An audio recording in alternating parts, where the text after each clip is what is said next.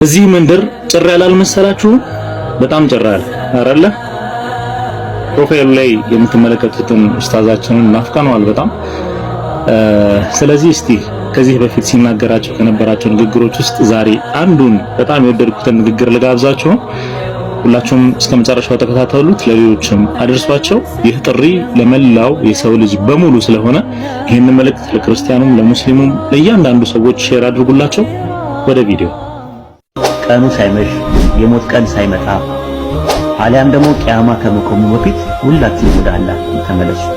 አንዱን አምላክ ሕያው የሆነውን አንድ አምላክ ነው ያለው።